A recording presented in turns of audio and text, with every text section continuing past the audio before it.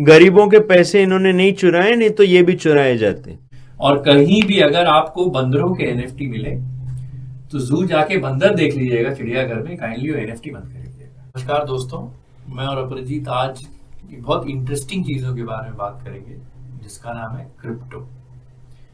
मैंने आज तक क्रिप्टो में इन्वेस्ट नहीं किया है और मेरी पॉलिसी हमेशा बहुत ही सिंपल रही है कि कोई शेयर अगर मैंने लिया है या कहीं भी इन्वेस्ट किया है, लेट अस अज्यूम मैंने 100 रुपए में वो चीज खरीदी है और उसका दाम गिर के लेट अस से 70 रुपए हो गया है।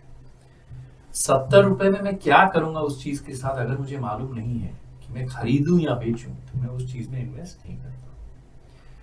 क्रिप्टो एक ऐसी चीज है जो मुझे बिल्कुल भी समझ में नहीं आएगी, मैंने आज तक इन्वेस्ट नहीं किया है, लेकिन क्रिप्टो में लोग कहते हैं कि ऑलमोस्ट $3 ट्रिलियन का एक सो कॉल्ड वेल्थ बन गया है। मुझे समझ में आता नहीं है। अपराजीत जो फिनटेक के इंडिया के one of the top investors हैं, मेरे ख्याल से इन्होंने भी आज तक क्रिप्टो में कभी इन्वेस्ट नहीं किया है। ये जो किताब है नंबर गोवा, ये पूरी क्रिप्टो की कहानी है। और Zeke Faux, I don't know how to spell his name, जो भी है, इन्होंने बहुत अच्छी किताब लिखी है। तो अपराजीत ने मुझे कहा था कि ये किताब भी पढ़ लें। और जैसा आप देख सकते हैं कि इस किताब में भी बहुत सारे पोस्टिट और स्टिकर्स लगे हुए हैं, तो ऑब्वियसली इन्हीं की किताब है। मैंने पढ़ी, मुझे बहुत मजा आया, इन्होंने बहुत अच्छे से समझा है, तो मुझे लगा कि क्रिप्टो के बारे में कुछ बात करते हैं कि out of the thin air किसी ने कुछ बना दिया है, इसकी वैल्यू भी बढ़ गई है, कुछ लोगों ने पैसे बनाए हैं, बहुत सारे लोगों ने पैसे कमाए हैं, और हर तीसरे दिन एक ना एक फ्रॉड पता चलता है। एक बहुत फेमस फ्रॉड अभी रिसेंटली हुआ है, जहाँ FTX के फाउंडर को जेल हुई है, उनपे केस हुआ है। फिर एक कंपनी थी बाइनेंस, जो क्रिप्टो का सबसे बड़ा एक्सचेंज था, उनके फाउंडर को भी कहा गया है कि मनी लॉन्ड्रिंग में उनपे भी अभी केस हुआ है, वो भी रिजाइन किए। तो बस क्रिप्टो पे कुछ बात करते हैं कि क्या सच है, क्या झूठ है, सब हवा है या इसमें कुछ भी काम की चीज है। तो Aparajit, let's start. What do you think of this crypto?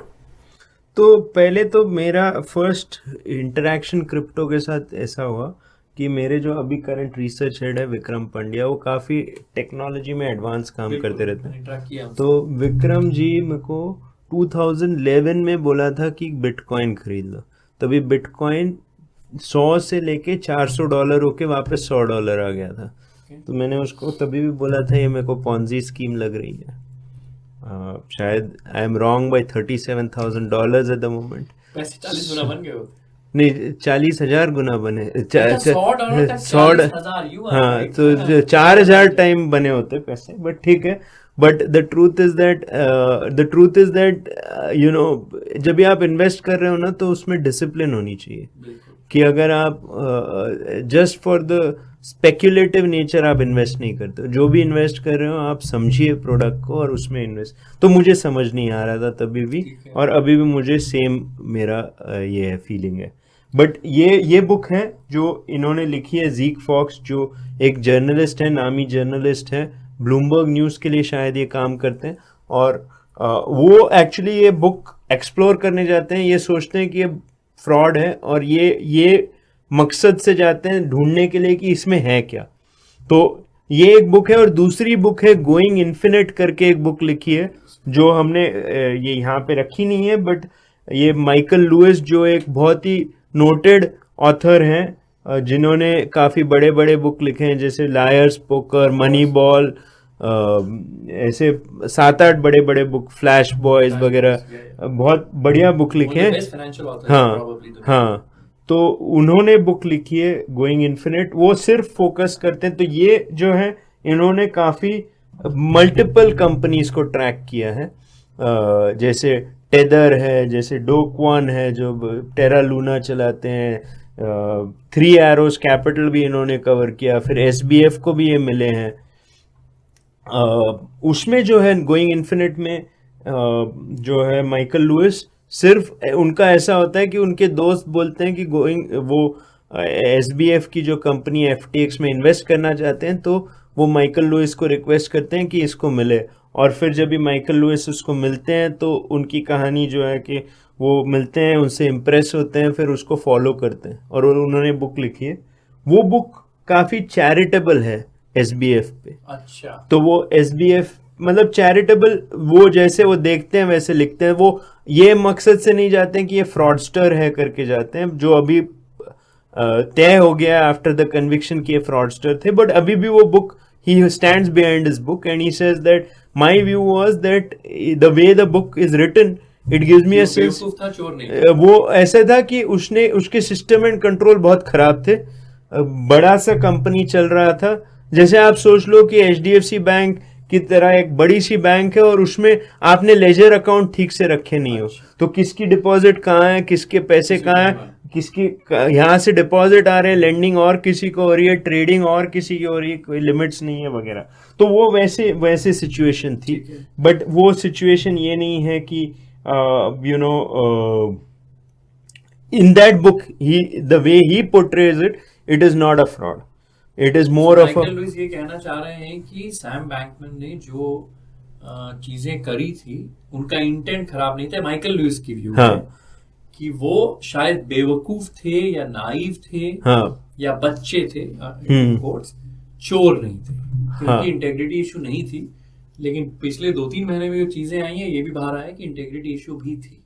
हाँ, तो वो अभी कन्विक्शन के बाद, खैर मतलब हम इतने एक्सपर्ट नहीं है कि अमेरिकन कोर्ट सिस्टम को चैलेंज करें, तो हम मतलब ये we are just stating the facts in the, कहा है कि चोरी करिए, let's go with that. Michael Lewis की ये व्यू थी कि ये बंदा शायद बेवकूफ था या नाइव था, या हम बेवकूफ थे कि इसको इतने पैसे दे दिए। हाँ, इसका इंटेंट गलत नहीं था। तो ये अलग अलग ये है, बट ये बुक काफी ये बुक तो मैंने पढ़ी है, काफी रोचक है। और अगर आप लोगों को क्रिप्टो की इन डेप्थ कहानी समझनी है, इस बंदे ने क्या किया है ना, क्रिप्टो के जितने फाउंडर्स हैं उनके साथ इसने कई दिन कई महीने बिताए हैं, उनकी पार्टियों में गया है, उनकी यॉट पार्टियों में गया है, वन ऑन वन उनकी इंटरव्यूज ली हैं। और अपराजित आपको बताएंगे कि कुछ इंटरव्यूज में ये जो सीईओज हैं क्रिप्टो के, इन्होंने ऐसी ऐसी बातें करी हैं, अगर आप सुने तो आप कहेंगे कि यार फिर ये चीजों के भाव ऐसे क्यों हैं। और अगर ओपनली कोई आपको कहता है कि यार ये तो पॉन्जी स्कीम है,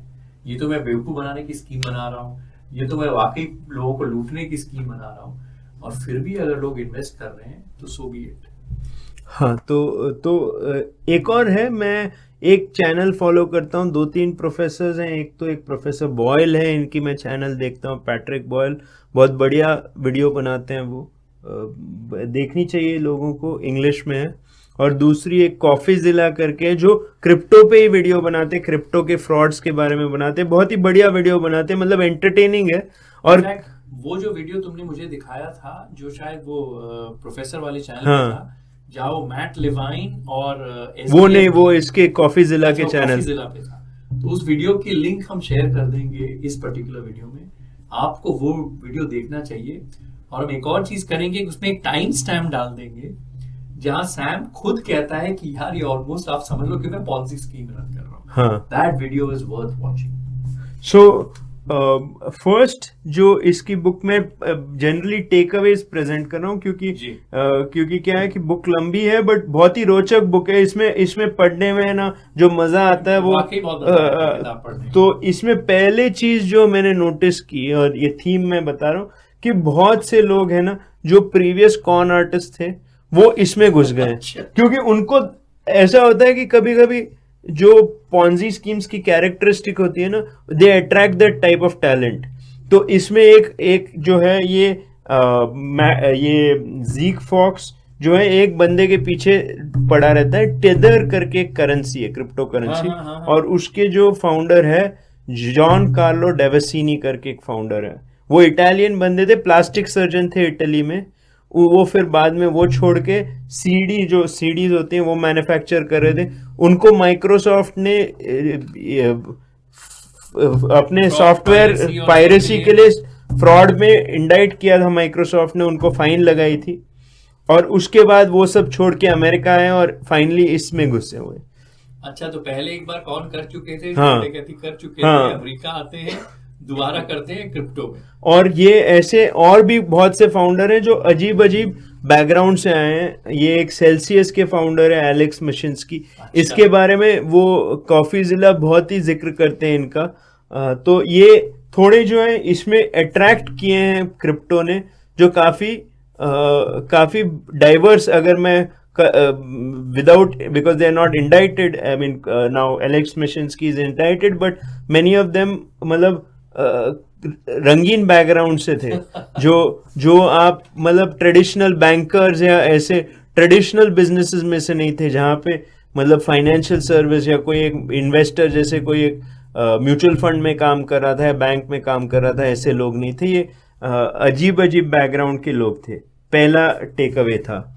दूसरा है कि एक वो वीडियो जो ये आप जिक्र कर रहे थे, वो मैट लेविन का इंटरव्यू है, जहाँ पे ये सैम बैंकमैन फ्रीड जो FTX है, जो सबसे बड़ी एक्सचेंज थी वर्ल्ड वाइड, उसमें वो एक्चुअली बोलते हैं कि हम यील्ड फार्मिंग करते हैं। और ये यील्ड फार्मिंग क्या है?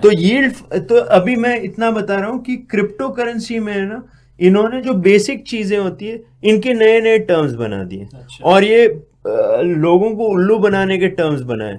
जैसे आप लेंडिंग कर रहे हो, बेसिक लेंडिंग कर रहे हो, उसको उधार देना है, उसको स्टेकिंग करके टर्म यूज किया। और हेड ऑफ स्टेकिंग करके एक पोजीशन होती है क्रिप्टो करेंसी एक्सचेंज में, जो बेसिक क्रिप्टो करेंसी लेता है और लेंड करता है, उसको स्टेकिंग, हेड ऑफ स्टेकिंग करके एक पोजीशन बना दी। नहीं बोलूंगा, स्टेकिंग बोलूंगा। हाँ, बहुत अच्छे। और फिर जो इंटरेस्ट होता है उसको यील्ड फार्मिंग बोलते हैं। क्या बात। बट जो मैंने नोटिस किया कि जिसको लेंड कर रहे हैं उसके पास भी एंड यूज नहीं है। अगर आप देखो रियल इकोनॉमी में, आप HDFC बैंक अगर लेंडिंग करती है किसी को, और मैं HDFC का नाम ऐसे यूज करता हूँ, या SBI बैंक जो लेंडिंग करती है किसी को, वो शायद एक इंडस्ट्री को करती है। जैसे टाटा स्टील को दे दी, टाटा स्टील मैन्युफैक्चर करती है स्टील, और उसके जितने इनकम आती है थोड़े वो इंटरेस्ट रिटर्न करती है और थोड़ा लोन भी रिटर्न करती है। तो रियल इकोनॉमिक यूज हो रहा है। यहाँ पे कोई भी मैंने अभी तक देखा नहीं है जो रियल इकोनॉमिक यूज हो रहा है क्रिप्टो करेंसी का। तो हर किसी को मूव करे जा रहा है और हर किसी को इंटरेस्ट दिए जा रहा है, बट एक्चुअल इंटरेस्ट कहीं इकोनॉमिक एक्टिविटी नहीं हो रही जो इंटरेस्ट जनरेट हो रहा है, एंड फाइनली ये कोलैप्स होते जा रहे हैं अभी। सो प्योरली ग्रेटर फूल थियरी है कि कोई ज्यादा भाव में मुझसे खरीद के जाएगा, कोई मुझसे बड़ा बेवकूफ मुझे मिलेगा। तो ये एक चीज है। और इसमें क्या हुआ है कि जो क्रिप्टो करेंसीज हैं उसमें काफी ट्रैक्शन आई है, और उसके वजह से ये कंपनियां बहुत चली हैं और उन्होंने बिलियंस ऑफ डॉलर्स रेज किए। But when you see this interview and you go through it, वो ऐसे लगता है कि प्योर पॉन्जी स्कीम को डिस्क्राइब कर रहा है। बिल्कुल लगता है। मैं तो आपके साथ देखी भी थी वो इंटरव्यू, और बहुत इंटरेस्टिंग एक किस्सा सुनाता हूँ आपको। तो एक बहुत अच्छे शायर हैं, उनका नाम है कृष्ण बिहारी नूर। उनकी दो पंक्तियां हैं। वो कहते हैं कि सच कभी घटे या बढ़े तो सच न रहे। ट्रूथ उतना ही होता है, सच उतना ही होता है। तो सच कभी घटे या बढ़े तो सच न रहे, झूठ की कोई इंतहा ही नहीं।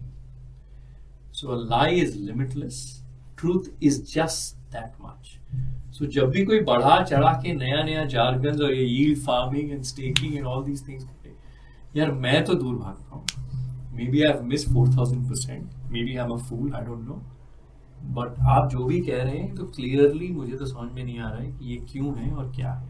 Sorry, continue.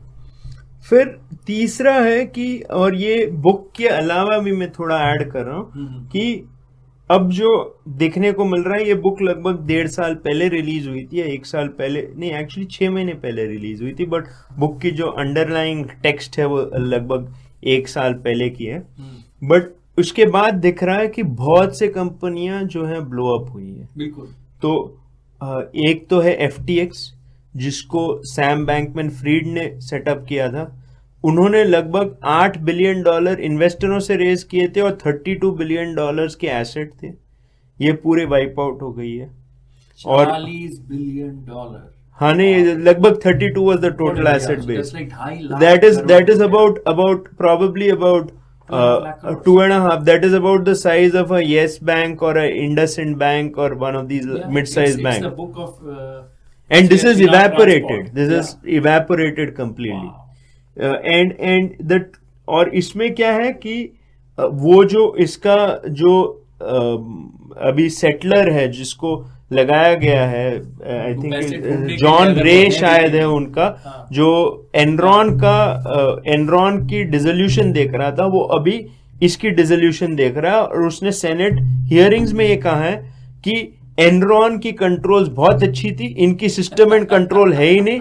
ये क्विक बुक्स यूज कर रहे थे पूरे कंपनी को, $32 बिलियन कंपनी को मैनेज कर। क्विक बुक जो होता है टैली के इक्विवेलेंट होता है, वो यूज कर रहे हैं। जो 2.5 लाख करोड़ की कंपनी को मैनेज करने के लिए क्विक बुक्स यूज कर रहे थे। मतलब आप ये कहना चाह रहे हैं कि एक बंदर हवाई जहाज उड़ा था, हाँ, एकदम सोफिस्टिकेटेड हवाई जहाज है, हाँ। तो उसके पायलट को आपने एक बंदर को पकड़ा दिया कि तुम ये प्लेन उड़ाओ, लेकिन जाएंगे बहुत सारे अच्छे। और इसमें जो है ये FTX में अगर मेरे को कहना है तो होली ट्रिनिटी इन्वेस्टर्स भी थे, जो मेरे फेवरेट इन्वेस्टर्स हैं। सिकोया था। अच्छा, सिकोया ने अपने वेबसाइट पे इसके बारे में बहुत एक बड़ा सा आर्टिकल लिखा है, जो उन्होंने आर्टिकल डिलीट कर दिया है, बट वो इंटरनेट आर्काइव्स में मिलता है। लगभग 32,000 वर्ड का आर्टिकल लिखा था, लगभग 40 पेज का आर्टिकल इसकी। हाँ, और उसका जो आर्टिकल है, नहीं, उसका आर्टिकल का हेडलाइन था कि Sam Bankman Fried as a saviour complex and you should have it too. और उन्होंने इसके बारे में बड़ा प्रेज करके लिखा था। और इसकी जो है, ये भी वीडियो लिंक लगा देते हैं, जो ये मैंने आर्टिकल पढ़ा after watching Patrick Boyle's video, तो वो भी वीडियो लगा देते हैं इसमें लिंक में, क्योंकि ये बड़ा मजेदार वीडियो है। और I know we shouldn't promote other channels और anything, but it is a very interesting, very channel is not about not कोई भी अच्छी चीज है, और कुछ भी हम सीखते हैं उनको वी शुड डेफिनेटली प्रमोट और एटलीस्ट शेयर। तो वो बहुत बढ़िया वीडियो था। उसके बाद था एक सेल्सियस नेटवर्क करके, जो एलिस मैशन्स की, हाँ। तो उसका थीम था कि the banks are not your friend. और उन्होंने टी शर्ट बेचे थे कॉन्फ्रेंस में, अनबैंक योर सेल्फ। और क्या हुआ, वो बैंकरप्ट हो गए। Very nice. फिर एक और कंपनी थी टेरा लूना, जो एक साउथ कोरियन बच्चा जो था, जो सैनफोर्ड में पढ़ के हाफ, और ये बहुत मेरे को लगता है कि जब से बिल गेट्स ने यूनिवर्सिटी छोड़ी, जब से ये अपने जकरबर्ग ने यूनिवर्सिटी छोड़ी, तो ये सब यूनिवर्सिटी छोड़ के ये चालू कर देते। टेरा लूना ने $50 बिलियन, $50 बिलियन मतलब 4 लाख करोड़ उन्होंने रेस किए थे टेरा लूना में, और ये जीरो हो गए। और ये टेरा लूना की करेंसी अगर आप मैकेनिक्स देख लें तो टेरा एक करेंसी है और दूसरी करेंसी उसको पेग्ड है, और वो करेंसी मैकेनिक्स ऐसे है जो मेरे को समझ में ही नहीं आई। सो टेरा एक करेंसी है, हाँ, एक करेंसी है, और उसके ऐसे एल्गोरिदम से लिंक्ड है, और वो एल्गोरिदमिकली स्टेबल कॉइन्स करके कहलाती है। और ये कॉन्सेप्ट इन्होंने डाला है, एल्गोरिदमिकली स्टेबल कॉइन्स। तो प्रॉब्लम क्या है कि क्रिप्टो करेंसी जो है वो ऊपर नीचे जाती है, तो स्टेबल कॉइन्स कहती है कि डॉलर से लिंक्ड हो तो $1 इक्वल टू 1 टेरा कॉइन के हिसाब से। और उन्होंने लूना का एक एल्गोरिदम रखा था कि एक्स्ट्रा लूना इश्यू करेंगे अगर टेरा डाउन होता है, और लूना अगर टेरा अप होता है तो लूना रिडीम करेंगे, ऐसा उनका एल्गोरिदम था। बट ये एल्गोरिदम ये है कि अगर टेरा डाउन होते जाता है तो लूना इतना करेंसी इश्यू हो गया था कि उन्होंने 32 ट्रिलियन लूना इश्यू कर दिए थे, ऐसा कुछ हो गया था। और ये पूरी करेंसी इवेपोरेट हुई मई 2022 में।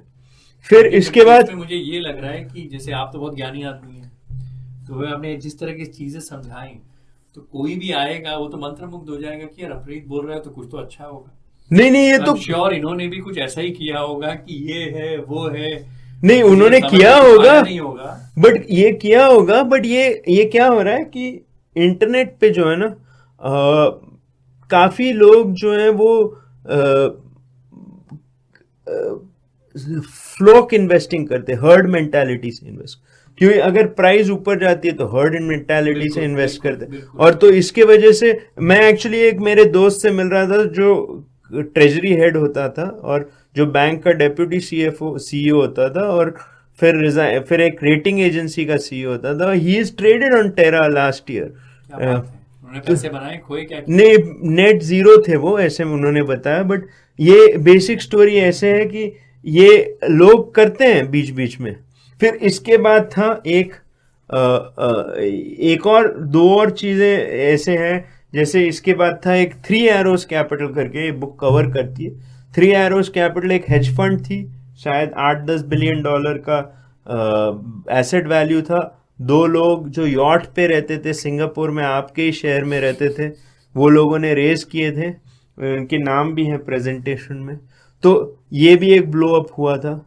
तो और अभी इसके बुक के बाद अभी पता चला है कि बाइनेंस जो वर्ल्ड लार्जेस्ट एक्सचेंज है उसको उसको सीईओ और $4.5 बिलियन का उस पे ये लगाया, और मोस्टली ये शायद बंद भी हो जाएगा, ये मुझे ये नहीं है। और कॉइन डेस्क करके एक अमेरिकन क्रिप्टो करेंसी एक्सचेंज है, उस पे भी US SEC money laundering charges लगा रही है। ये लेके हम तीसरे चौथे पॉइंट पे जाते हैं जो है और इंडिया में भी ये हो रहा है। इंडियन पुलिस ने लगभग $300 मिलियन क्रिप्टो स्कैम अनर्थ किया है। अभी इथीरियम जो है नेटवर्क, उसमें भी नॉइज आ रहे हैं कि उसमें भी फ्रॉड हो रहे हैं करके। तो ये रेगुलर फीचर हो गया है इसमें। तो इसके बाद इसके 2 रीजन, एक मेन रीजन है कि पहले तो मैंने जिक्र किया था कि बहुत से कॉन आर्टिस्ट या बैकग्राउंड के लोग घुसे, और ये इंस्टीट्यूशन में कॉर्पोरेट गवर्नेंस जीरो है। For example in FTX, which was a $32 billion company, there was no board। क्या बात कर रहे हैं? जीरो बोर्ड ही नहीं था उसमें। और जो सैम बैंकमैन फ्रीड था वो हेड ऑफ FTX थे, और एलामीडा रिसर्च करके एक कंपनी थी जो ट्रेडिंग कंपनी थी, वो उसकी हेड थी कैरोलिन एलिसन। ये दोनों एक दूसरे की गर्लफ्रेंड बॉयफ्रेंड थे, और एलामीडा रिसर्च को कस्टमर डिपॉजिट्स दिए गए थे ट्रेडिंग करने के लिए। वाइल तुमने पैसा रेज किया FTX में, जो बैंक जो एक्सचेंज है, और एक्सचेंज ने इसने अपनी गर्लफ्रेंड की कंपनी को डिपॉजिट्स दिए हैं ट्रेड करने। हाँ, और वो लॉस करती है और उसके पैसे गुल हो जाते हैं। ऐसे हुआ है इंडिया में भी कि एक आई थिंक कारवी करके एक कंपनी थी, उन्होंने उनके पास डिपॉजिटरी अकाउंट्स थे, और वो अकाउंट्स में जितने शेयर थे उन्होंने प्लेज कर दिए थे, और फिर वो उसका कुछ स्कैम हुआ था फ्यू इयर्स अगो, बट वो उतना बड़ा स्कैम नहीं था। बताओ, अगर लोग 30 बिलियन 32 बिलियन 2-2 लाख करोड़ रुपया एक 20-22-25 साल के लड़के को दे रहे हैं मैनेज करने के लिए एक्सचेंज में, कोई डिलीजेंस नहीं करता है, कोई सवाल नहीं करता है कि मेरे पैसे कहाँ हैं, तुम क्यों अपनी गर्लफ्रेंड की कंपनी को दे रहे हो, कोई नहीं पूछता है। और ये एक्चुअली ये जो है ना, ये मैं आर्टिकल जब भी मैंने वो पढ़ी थी, मैंने पूरी एक्चुअली वो आर्टिकल पढ़ी थी कि Sam Bankman Fried has a saviour complex. वो आर्टिकल पढ़ के उन्होंने स्पेंड किए हैं लगभग पैसे जो जर्नलिस्ट को दिए हैं वो आर्टिकल बनाने के लिए, और उसमें लिखा था कि ये बंदा जो है लीग ऑफ लेजेंड्स खेल रहा था जब भी इन्वेस्टर पिच की थी, और उसके बाद पार्टनर्स इतने इंप्रेस हो गए थे कि उनको ये इन्वेस्टमेंट करना ही था। तो ऐसी सिचुएशन थी। मुझे पता नहीं है कौन सी मैजिक चला रहा था, बट काफी सेलिब्रिटीज इसके साथ बहुत करते थे। तो इसकी एडवर्टाइजिंग जो है FTX की, उसमें जो है टॉम ब्रेडी जो सबसे बेस्ट अमेरिकन फुटबॉल प्लेयर है, और उसकी जो वाइफ है जिजेल, तब वाइफ थी जिजेल बंशन, ये दोनों करते थे। स्टीफन करी जो one of the best basketball players है, फिर शैक ओनील भी करता था, फिर लैरी डेविड भी एडवर्टाइजमेंट करता था। इसने पूरी मायामी की जो है स्टेडियम, उस पे FTX अरीना बना लिया था। तो इसने बहुत एडवर्टाइजिंग में भी खर्चे किए थे, बहुत सेलिब्रिटी एंडोर्समेंट्स लिए थे। तो ये कर रहा था, बट बोर्ड नहीं थी, ना कोई लीगल, ना कोई प्रॉपर गवर्नेंस स्ट्रक्चर्स थी, बट ये सब करता था। तो ये एक चीज थी। और ये डिसीजन मेकिंग जो ये बुक में कवर करते हैं ना, डिसीजन मेकिंग का प्रोसेस तो मतलब बहुत ही वीक था। जो हम लोग इन्वेस्टमेंट कमेटी वगैरह में लेके जाते हैं वो उसकी प्रोसेस थी नहीं। और लास्ट चीज मैं नोटिस कर रहा हूं कि इसको क्रिप्टो करेंसी जो बोलते हैं वो करेंसी है ही नहीं मेरे हिसाब से। अगर आप देख लो बिटकॉइन को, तो अगर मैं सोचूं कि आप करेंसी किस लिए यूज करते हो, तो आप जाओगे पेट्रोल पंप में पेट्रोल लोगे, आप जाके दुकान में कॉफी लोगे, या आप जाके सामान खरीदोगे। अगर आपको क्रिप्टो करेंसी बिटकॉइन जो सिंगल लार्जेस्ट और जो ट्रेडेड क्रिप्टो करेंसी, अगर आपको उसकी ट्रांजैक्शन करनी है तो $50 ट्रांजैक्शन फी लगती है, बिकॉज पर ट्रांजैक्शन। तो 4,000 रुपए बेसिक कॉस्ट है आपको ट्रांजैक्ट करने की, जहां पे आप इंडियन IMPS या NEFT या जो भी है, या आप जाके पेटीएम करते हो या UPI करते हो, वो फ्री है। बिल्कुल। तो आपकी करेंसी जो है वो हो नहीं रही है। दूसरी अगर आप देख रहे हो तो Bitcoin can process I think about 7 transactions per second world wide. When you look at the processing speed of say Visa, I think it's 65,000 transactions. Yeah. I mean worldwide every second there are millions of transactions happening. I think NPCI should have probably 1 lakh or 10 lakh transactions. मेरे को exact number पता नहीं है, but transactions per second शायद 10 lakh या 20 lakh या 1 million transactions per second होता होगा, और इसकी 7 transactions per second है। So to support a currency you do need to make it possible to trade, to use that currency. That is not happening in Bitcoin, and the adoption of Bitcoin after 14 years since 2009 for actual commercial use is very limited. What is it used for? Is actually one is cryptocurrencies has been used for pump and dump schemes. उसको इन्होंने नया word use किया, रग पुल। और वो क्या करते हैं कि करेंसी को कोई एक नया करेंसी का लॉन्च करता है, कोई सेलिब्रिटी होता है, ऐसे लोगन पॉल जैसे कोई सेलिब्रिटी। ये सेलिब्रिटी कैसे बनते हैं ये मुझे पता नहीं चला, वो हमें और आपको समझना पड़ेगा, हम भी बन जाएं कभी। बट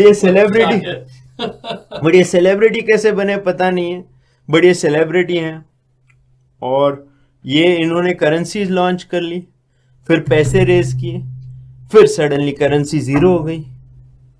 नहीं, अभी मैंने एक केस पढ़ा जहां जो फेमस फुटबॉलर रोनाल्डो, हाँ, उनको सू किया गया है उनके NFTs को लेके और कोई क्रिप्टो एक्सचेंज को लेके, कि रोनाल्डो ने ऐड दिखाया था, लोगों ने उनके NFTs भी खरीद लिए।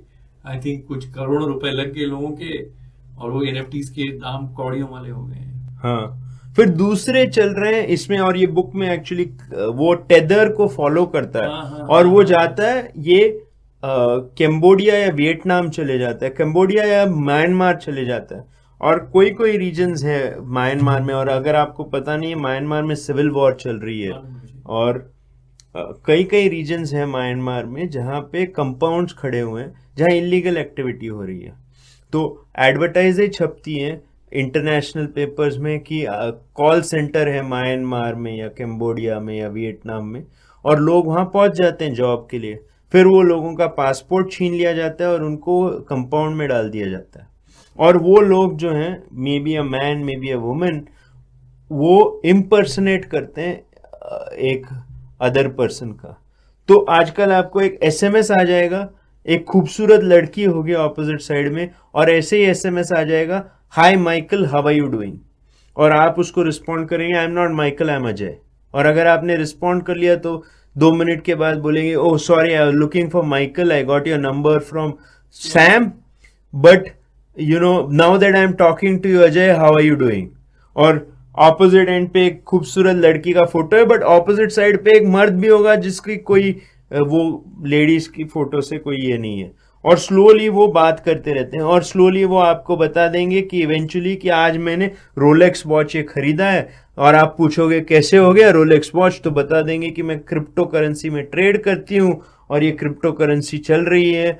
तो फाइनली आपको बोलेगी आपको इंटरेस्ट है क्या, और आप बोलेंगे हाँ मुझे इंटरेस्ट है, तो आपको क्रिप्टो करेंसी खरीदने के लिए बताया जाएगा, और फिर आपको एक डैशबोर्ड दिया जाएगा कि आपकी प्राइस बढ़ रही है और आप और पैसे लगाओगे, और फिर सडनली वो एक्सचेंज बंद हो जाएगी। इसको पिग बुचरिंग स्कैम कहते हैं, और इसमें कवर्ड है। और ये लोग जो हैं वो वहां पे बॉन्डेड लेबर की तरह हैं, और जब तक वो टारगेट कोटा मीट नहीं करते हैं वो वहीं पे रहते हैं, उनको छुड़ाने में सालों साल लगते हैं, और वो विक्टिम्स होते हैं एक्चुअली, बट वो काम करते हैं पैसे लूटने का। फिर जो है इंटरनेशनली जो है ड्रग्स एंड गन रनिंग इसी पे हो रही है।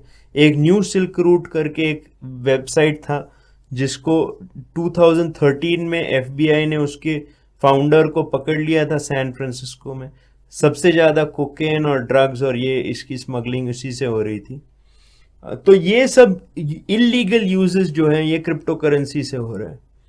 और लास्ट में आपको एक मजेदार स्टोरी सुनाता हूँ, ये है NFTs की। तो ये फाउंडर, ये जो है ऑथर जो है, ये जाते हैं बेसिकली उनको एक NFT करके कॉन्सेप्ट समझ में आता है, तो बोर्ड एप करके एक बोर्ड एप खरीदते हैं। तो बोर्ड एप जो है ये बड़ा फैड हो गया था, और हाँ, ये बंदरों की तस्वीरें थी अलग अलग, हाँ ये पोस्ट हाँ, तो ये आइडिया थी कि जैसे 1919 सेंचुरी में जैसे पिकासो था, ये नए पिकासो बन रहे हैं। तो 10,000 बोर्ड एप लॉन्च किए गए, उसमें काफी सेलिब्रिटी ड्राइंग बनाई, हाँ बोला ये 10,000 लिमिटेड कॉपी है और इस ड्राइंग की वैल्यू $1,000 पर। नहीं नहीं, $1,000 आप मुझे $1,000 इतने की थोड़ी टोपी लगती है। तो ये बोर्ड एप जो है एक जस्टिन बीबर करके होगा, आपने सुना नहीं होगा, आपकी उम्र नहीं लगती है जस्टिन बीबर की, आपके डॉटर की उम्र होगी वो जस्टिन बीबर सुनने की, डॉटर के कारण सुनना तो पड़ता है। तो जस्टिन बीबर जो है, जस्टिन बीबर ने $1.8 मिलियन का एक बोर्ड एप खरीदा था। तो लगभग 15 करोड़ रुपए का एक बोर्ड एप खरीदा था इस आदमी ने। ऐसे ऐसे काफी सेलिब्रिटीज थे। एक बंदर की ये NFT हाँ 10-10 करोड़ में बिकी है। हाँ, और ये आज की वैल्यू कुछ भी नहीं है। और एक युगा लैब्स करके कंपनी थी, उन्होंने $2 बिलियन इसी में सेल्स में कमाए थे, ये बंदरों को बेच के।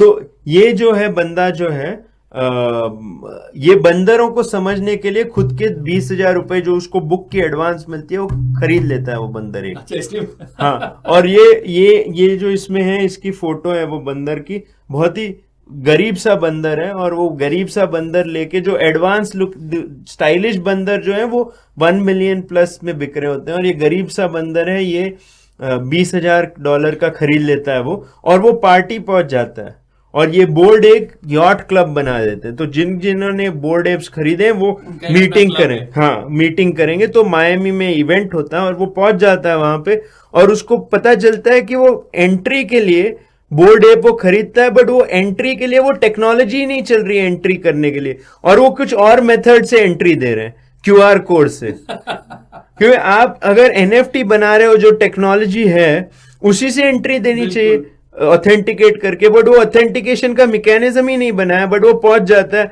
और अजीब अजीब लोग रहते हैं वहां पे, पार्टी होती रहती है। फाइनली ये बोर्ड एप को और एक किसी आदमी को 20,000 से थोड़े कम में बेच देता है, बट वो निकल जाता है। बट अब ये इसकी वैल्यू ऑलमोस्ट मतलब बहुत 80% 90% डाउन हो गई। But I don't understand this whole thing, I don't know what the asset is worth and why it should be worth. In fact, he says that his mom says that he says I own this thing and this is unique to me, and उसकी mummy क्या करती है, वही photo लेती है और उसको अपने फोन में डाल देती है और बोलती है what is preventing you from holding it, और वो बोलता है no, this is, I will explain that this is on some blockchain ledger, कहीं एक लेजर में मेरे नाम पे है।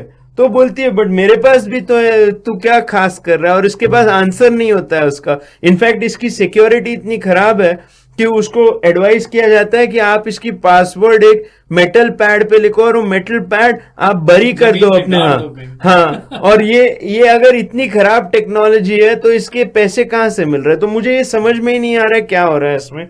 बट ये कहानी मजेदार थी पढ़ने में, बट ये मैंने बता दिया। अंदर वाली कहानी तो ट्यूलिप मेनिया से भी वर्स है। नहीं, ट्यूलिप मेनिया तो एटलीस्ट कुछ भी नहीं। हाँ, तो ये एक फूल तो मिला था 15 हाँ तो कुछ भी नहीं यहाँ पे। और वो फूल के ट्यूलिप बल्ब्स आप वापस से ट्यूलिप ग्रो कर सकते थे, इसका तो कोई यूज ही नहीं था। नहीं तो अगर ये 10, 15, $20 में कभी मिले तो जस्ट फॉर कीप सेक मैं एक बंदर रखूंगा और हमेशा लगाऊंगा यार ऐसा बेखुद कोई ना बने। बट इसमें आप ये नहीं समझ रहे हो, ये आप नहीं समझ रहे हो, बट ये बुक में कहा गया है कि ये जो पागलपन चल रहा है, इसकी कार्बन एमिशंस जो है, ये अर्जेंटीना की पूरी कंट्री जितनी कार्बन एमिट करती है, इतना ये पूरे क्रिप्टो करेंसीज के नेटवर्क एमिट कर रहे हैं। क्या बात है। तो it is a sheer waste of human resources. और मैं आपके व्यूअर्स को बोल दूंगा कि इसमें नहीं घुसना, ये आप डेफिनेटली पैसे लॉस करोगे। और मैं ये भी कहूंगा कि इंडियन गवर्नमेंट और RBI ने इसे मोटा मोटी बैन करके बहुत अच्छा किया। यहाँ से गरीबों के पैसे इन्होंने नहीं चुराए, नहीं तो ये भी चुराए जाते। तो बढ़िया है। तो जैसा आपने सुना, बहुत मजेदार कहानी है क्रिप्टो को लेके। ये किताब वाकई बहुत अच्छी है, बहुत इन डेप्थ है, आप लोगों को पढ़ना चाहिए। और कहीं भी अगर आपको बंदरों के एनएफटी मिले तो जू जाके बंदर देख लीजिएगा चिड़ियाघर में, काइंडली वो एनएफटी मत करिए।